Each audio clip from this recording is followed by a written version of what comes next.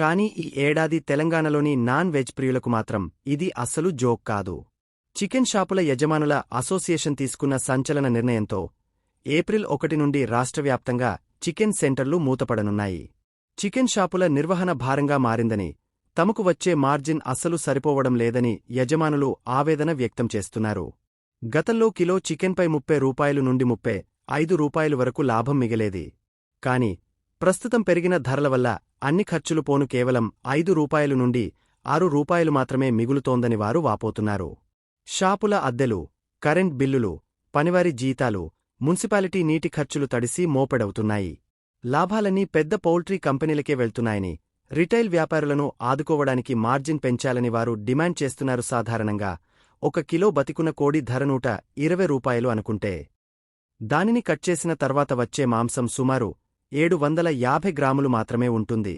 దీనివల్ల kilo chicken ధర అప్పటికప్పుడే రూ160కి చేరుతుంది. దీనిని కస్టమర్కు రూ200కి అమ్మినప్పుడు రూ40 లాభం కనిపిస్తుంది. కాని ఇందులో షాపు రెంట్, కరెంట్ బిల్లు, కూలీల జీతాలు, వేస్టేజ్, అమ్ముడుపోని స్టాక్ వంటివి తీసేస్తే తమకు మిగిలేది చాలా తక్కువ అని షాపు ఓనర్లు చెబుతున్నారు.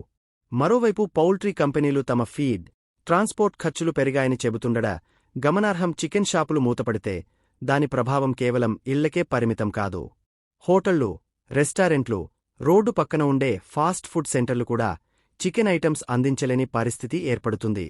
చికెన్ లేకపోతే మటన్ తిందాం అనుకునే వారికి ధరలు చుక్కలు చూపిస్తున్నాయి. ఇప్పటికే కిలో మటన్ ధర సామాన్యుడికి అందుబాటులో లేకుండా పోవడంతో ఇప్పుడు చికెన్ కూడా దొరకకపోతే నాన్ వెజ్ ప్రియుల పరిస్థితి అడకత్తెరలో పోకచెక్కలా మారనుంది. డొక్క హైదరాబాద్లోనే దాదాపు 8,000 నుండి 10,000 వరకు చికెన్ షాపులు ఉన్నాయి. ఈ రంగంపై ప్రత్యక్షంగా, పరోక్షంగా ఎన్నో కుటుంబాలు ఆధారపడి బతుకుతున్నాయి.